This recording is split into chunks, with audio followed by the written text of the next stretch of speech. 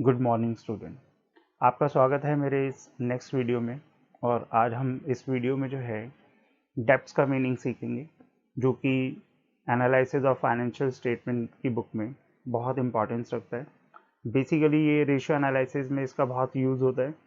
तो चलिए स्टार्ट करते हैं।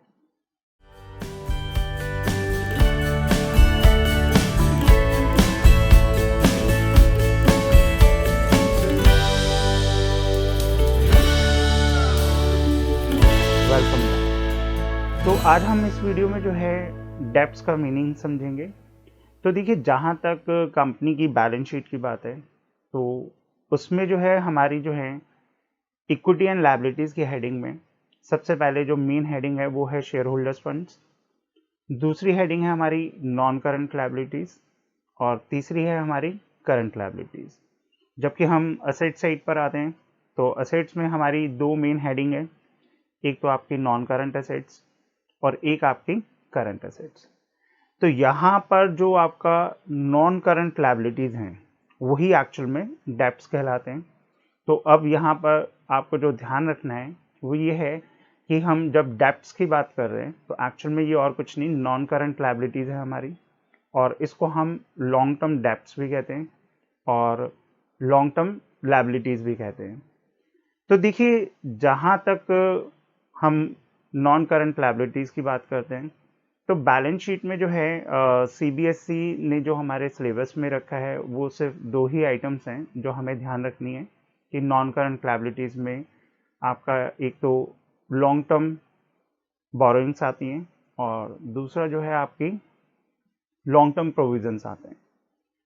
तो जहाँ तक लॉन्ग टर्म बोरोइंग्स की बात है तो बोरोइंग वर्ड से ही समझ लीजिए कि भाई हमने उधार लिया है, ठीक है, और जनरली यही कहा जाता है कि भाई ये जो उधार होता है वो 1 साल से ज़्यादा समय के लिए आप लेते हैं, ठीक है, मतलब आपको पेमेंट जो है 1 साल बाद ही करनी है, तो वो हमारे लॉन्ग टर्म बोरिंग्स में आ जाते हैं। तो इसके अंदर जो है हमारे डिबेंचर्स आ जाते हैं, बॉन्ड्स आ जाते हैं, टर्म लोन्स आ जाते हैं, बैंक लोन भी कह सकता है, खाली लोन भी कह सकता है, लोन फ्रॉम फाइनेंशियल इंस्टीट्यूशंस भी कह सकता है, मॉर्गेज लोन भी कह सकता है, खाली मॉर्गेज भी कह सकता है, डिपॉजिट्स भी कह सकता है, पब्लिक डिपॉजिट्स भी कह सकता है। तो ऐसा कोई लोन या एडवांस जो आपने लिया है, मतलब कंपनी ने लिया है और उसकी पेमेंट उसको 1 साल बाद ही करनी है, वो हमारी लॉन्ग टर्म बोरोइंग्स में आती हैं। तो जहाँ तक हम डेप्ट्स की कैलकुलेशन की बात करते हैं तो इसको आसानी से समझने के लिए कि इसके क्या क्या फॉर्मूले बन जाते हैं, ठीक है, हम एक एग्जांपल लेंगे बैलेंस शीट का और उसको फॉलो करते हुए जितने भी मैक्सिमम अभी हम फॉर्मूले बना सकते हैं, ठीक है, वो हम इसमें डिस्कस करेंगे। तो देखिए, ये बैलेंस शीट में जो है हमारा जो है सबसे पहले इक्विटी एंड लायबिलिटीज़ में हम मान के चल रहे हैं कि हमारा जो शेयर होल्डर्स फंड्स है ये टोटल 50 लाख है।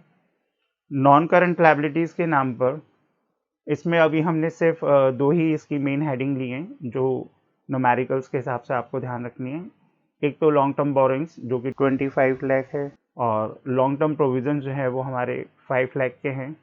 टोटल मिलाकर नॉन करंट लायबिलिटीज़ जो है वो हमारी 30 लाख की बन रही है। फिर हमारी करंट लायबिलिटीज़ जो हैं वो 20 लाख के हमने इसमें एज्यूम करी हैं। टोटल करेंगे तो ये बना 1 करोड़ रुपीज़। ये इक्विटी एंड लायबिलिटीज़ का टोटल है, मतलब तीनों मेन हेड जो हैं आपके उनका टोटल है। जब हम असेट्स में आते हैं तो हम एज्यूम कर रहे हैं इसमें कि हमारी जो नॉन करंट असेट्स है वो 60 लाख की हैं और जो हमारी करंट असेट्स हैं वो 40 लाख की हैं। टोटल करते हैं तो टोटल जो हमारी असेट्स बन रही हैं वो 1 करोड़ की है। तो देखिए, आप इस बैलेंस शीट में आप ज़रा ध्यान से देखिए। नॉर्मली ये वैसे हमें कंसेप्ट पता भी होता है कि जो हमारी टोटल एसेट्स होती हैं वो हमेशा हमारी लायबिलिटीज़ के बराबर होती हैं। तो जहाँ तक लायबिलिटी साइड का टोटल है, ठीक है, वो भी 1 करोड़ है, आप चेक कर सकते हैं बैलेंस शीट को देख के। और जहाँ तक असेट्स की भी बात है तो जो टोटल एसेट्स है वो भी 1 करोड़ है। तो अब हम इसी बैलेंस शीट की हेल्प से नॉन करंट लायबिलिटीज़ निकालेंगे या सिंपल वे में कहें कि डेप्ट्स निकालेंगे। इनको लॉन्ग टर्म डेप्ट्स भी कहा जाता है, ठीक है, लॉन्ग टर्म लायबिलिटीज़ भी कहा जाता है। तो जहाँ तक बैलेंस शीट की बात है बेटा, तो इसमें डेप्स का जो है या नॉन करंट लायबिलिटीज़ का जो फॉर्मूला बनेगा, तो पहले ही आपका जो फॉर्मूला बनेगा वो बनेगा long term borrowings plus long term provisions. आप चेक कर सकते हैं बैलेंस शीट में हमें जो है लॉन्ग टर्म बोरोइंग्स 25 लाख की दे रखी है और लॉन्ग टर्म प्रोविजंस जो है वो 5 लाख के हैं। तो इनका जस्ट टोटल कर दें तो हमें नॉन करंट लायबिलिटीज़ का पता चल जाता है, मतलब ये 30 लाख है। तो एक ये सिंपल सा फॉर्मूला हमारा इसमें बनता है। अब हम इसके बाद एक फॉर्मूले की बात करेंगे, जैसे हम अभी एक नाम दे देते हैं चमत्कारी फॉर्मूला। ठीक है, चमत्कारी का मतलब ये है कि भाई इस फॉर्मूले से बहुत सारे फॉर्मूले बन जाते हैं और बहुत आसान रहता है हर एक कंसेप्ट को समझना। तो चमत्कारी फॉर्मूला और कुछ नहीं है, सिंपल अगर हम बात करें कि जो जो हमारा शेयर होल्डर्स फंड है प्लस नॉन करंट लायबिलिटीज़ है प्लस करंट लायबिलिटीज़, ये हमेशा किसके बराबर होगा? Non current assets plus current assets के बराबर। आप देख सकते हैं दोनों का जो टोटल है वो 1 करोड़ है। ठीक है, तो अगर हम इसमें वैल्यूज भी प्लेस कर लें तो टोटल बराबर ही होगा। जैसे शेयर होल्डर्स फंड 50 लाख है प्लस हमने कहा नॉन करंट लायबिलिटीज़ 30 लाख है प्लस करंट लायबिलिटीज़ 20 लाख है। ठीक है, ये किसके बराबर होगा? Non current assets 60 lakh plus current assets 40 lakh. तो टोटल करके देखें तो 1 crore is equal to 1 crore. इसको हम चमत्कारी फॉर्मूला इसलिए कहते हैं क्योंकि इसके अंदर टोटल 5 हेड आ रहे हैं, 5 आइटम्स आ रही हैं जो आप कभी भी कहीं भी कैसे भी आप कैलकुलेट कर सकते हैं। तो अब अगर हम इस चमत्कारी फॉर्मूले से नॉन करंट लायबिलिटीज़ अगर निकालना चाहते हैं तो देखिए सीधी सी बात है, हम नॉन करंट लायबिलिटीज़ को अपने लेफ्ट में ही रहने देते हैं, बाकी जितनी भी आइटम्स हैं वो राइट हैंड साइड पे चली जाएंगी फॉर्मूले के अकॉर्डिंग। तो जो हमारा फॉर्मूला समझ में आ रहा है नॉन करंट लायबिलिटीज़ का, वो क्या समझ में आ रहा है? Non current assets plus current assets minus में शेयर होल्डर्स फंड माइनस में करंट लायबिलिटीज़। अब आप इसको वैल्यूज़ को प्लेस करके देखिए अगर हम नॉन करंट एसेट्स की बात करते हैं तो ये 60 लाख है, प्लस में करंट एसेट्स की बात करते हैं तो 40 लाख है, माइनस में शेयर होल्डर्स फंड 50 लाख और माइनस में करंट लायबिलिटीज़ 20 लाख। तो 1 करोड़ के टोटल में से अगर ये 70 लाख का टोटल माइनस हो जाता है, मतलब share holders fund plus current liabilities 70 lakh बनती है, तो हमारा जो है नॉन करंट लायबिलिटीज़ हमें 30 लाख मिल जाता है, या डेप्ट्स हमें जो है 30 लाख के मिल जाते हैं। अब हम इसमें जो है थोड़ा सा चेंज करते हैं। देखिए बेसिकली नॉन करंट एसेट्स और करंट एसेट्स, इसको हम टोटल एसेट्स भी कहते हैं। तो कई बार न्यूमेरिकल्स के अंदर वो आपको टोटल एसेट्स टर्म दे देता है। ठीक है, तो अगर वो कहता है कि टोटल एसेट्स 1 करोड़ की है, ठीक है, और शेयर होल्डर्स फंड 50 लाख का है, करंट लायबिलिटीज आपकी 20 लाख की है, फाइंड आउट डेप्ट्स, मतलब डेप्ट्स निकालने हमें। तो डेप्ट्स निकालने का जो फॉर्मूला बनेगा, सीधी सी बात है, टोटल एसेट्स में से बेटा क्या माइनस करेंगे? शेयर होल्डर्स फंड माइनस में करंट लायबिलिटीज। तो कहने का मतलब है अगर टोटल एसेट्स गिवन हैं तो उसमें से बस आपको शेयर होल्डर्स फंड को माइनस करना है और करंट लायबिलिटीज को माइनस करना है, तो आपकी नॉन करंट लायबिलिटीज या डेप्ट्स आपको जो हैं वो मिल जाते हैं। इसके अलावा हम एक फॉर्मूला और बात करते हैं। देखिए बेसिकली क्या होता है कि जो हमारा नॉन करंट लायबिलिटीज हैं या डेप्ट्स हैं, ठीक है, और जो हमारी करंट लायबिलिटीज हैं, इनका जो टोटल होता है वो हमेशा टोटल डेप्ट्स कहलाता है या टोटल लायबिलिटीज कहलाते हैं। जरा मेरी वर्डिंग पे ध्यान देना कि टोटल डेप्ट्स या टोटल लायबिलिटीज कहलाती है। तो अब एक चीज़ ध्यान रखनी है आपको जो बहुत इंपॉर्टेंट है, जिसमें ज़्यादातर बच्चे ध्यान नहीं देते, वो क्या है कि जब हम डेप्ट्स की बात कर रहे हैं तो हम सिर्फ नॉन करंट लायबिलिटीज की बात कर रहे हैं। जब हम टोटल डेप्ट्स की बात कर रहे हैं तो इसके अंदर नॉन करंट लायबिलिटीज तो आती ही आती हैं, साथ ही साथ करंट लायबिलिटीज भी आती हैं। तो कहने का मतलब है कि जो टोटल डेप्ट्स का फॉर्मूला होता है वो होता है total debts is equal to debts plus current liabilities, या हम कह सकते हैं total debts is equal to non current liabilities plus current liabilities. तो यहां से अगर हम डेप्ट्स का फॉर्मूला बनाना चाहते हैं इसी फॉर्मूले से, ठीक है, तो डेप्ट्स इज इक्वल टू क्या हो जाएगा? Total debts minus current liabilities. तो आप यहाँ पर जो है देख सकते हैं कि एक फॉर्मूला आपका डेप्स का इस तरीके से भी बन जाता है। एक फॉर्मूला जो है नेट वर्किंग कैपिटल की हेल्प से भी बनता है, ठीक है। अभी पहले आप नेट वर्किंग कैपिटल का थोड़ा सा मीनिंग समझ लीजिए। देखिए, जहाँ तक नेट वर्किंग कैपिटल की बात होती है तो हम ये कहते हैं कि ये एक तरीके से डे टू डे जो आपके बिजनेस ऑपरेशंस हैं, ठीक है, उनको कंप्लीट करने के लिए जो रिक्वायर्ड कैपिटल होती है या जो रिक्वायर्ड अमाउंट होता है उसे हम नेट वर्किंग कैपिटल कहते हैं। मतलब जैसे हम नॉर्मल वे में कहते हैं कि भाई अगर हम पूरे महीने बिजनेस रन करते हैं तो हमें कम से कम जो है 2 लाख रुपए तो चाहिए क्योंकि हमें एम्प्लॉयज़ को भी सैलरी देनी है, ठीक है, इलेक्ट्रिसिटी बिल्स हैं, दूसरे भी खर्चे हैं, ठीक है। तो कहने का मतलब है अगर आप किसी बिजनेस को रन करते हैं तो कुछ ना कुछ तो पैसा आपको खर्च करना पड़ता ही है।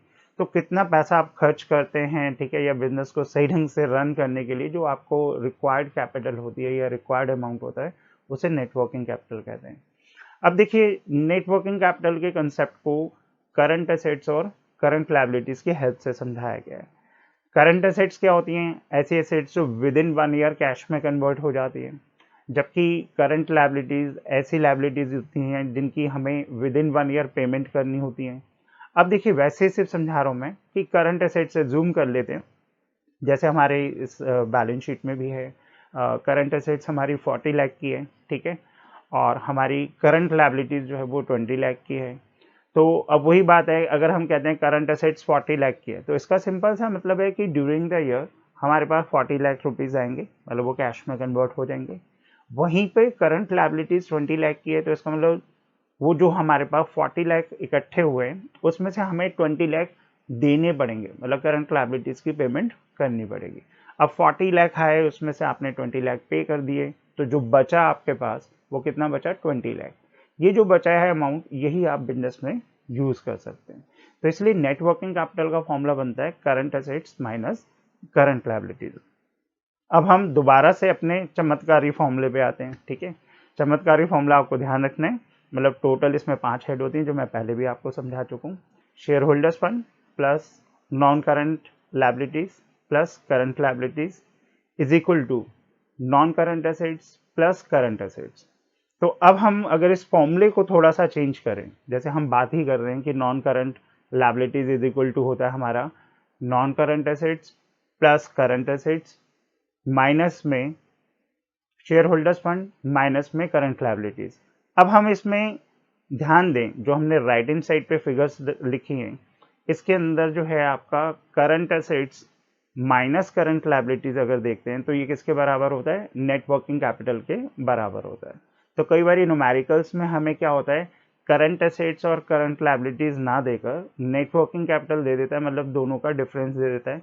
तो उससे फॉर्मूले में कोई फर्क नहीं पड़ रहा, बस आपको जो ध्यान रखना है, अब वो हमारा फॉर्मूला क्या बनेगा? नॉन करंट लायबिलिटीज और debts is equal to non current assets plus में नेट वर्किंग कैपिटल माइनस में आपका शेयर होल्डर्स फंड।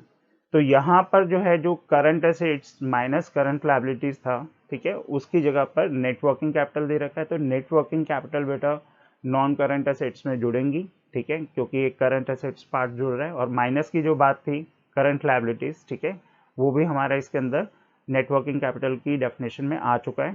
तो इसलिए अब बस माइनस में क्या हो जाएगा आपका? Share holders fund. तो डेब्ट्स का जो हमारा फाइनल फॉर्मूला बना वो बना non current assets plus net working capital minus में शेयर होल्डर्स फंड। तो कहने का मतलब है कि जहां तक हम डेब्ट्स निकालने की बात करते हैं या नॉन करंट लायबिलिटीज निकालने की बात करते हैं, ठीक है, तो उसको जो है इन फॉर्मूलों से हम आसानी से निकाल सकते हैं। बाकी हाँ, इन आइटम्स को जो है न्यूमेरिकल्स में वो कैसे देता है वो थोड़ा सा आपको ध्यान रखना पड़ेगा। तो यहाँ पर जो है डेब्ट्स के बारे में तो अभी इतना ही, और उम्मीद करता हूँ कि ये वीडियो आपको पसंद आई होगी। और अगर आपको ये वीडियो पसंद आई है तो प्लीज़ लाइक ज़रूर कीजिए, शेयर भी ज़रूर कीजिए मैक्सिमम से मैक्सिमम अपने फ्रेंड्स तक। और मैं इस वीडियो में तो इतना ही, बाकी फिर एक नए टॉपिक के साथ फिर मैं आपसे नेक्स्ट वीडियो में मिलता हूँ। तब तक के लिए बाय बाय।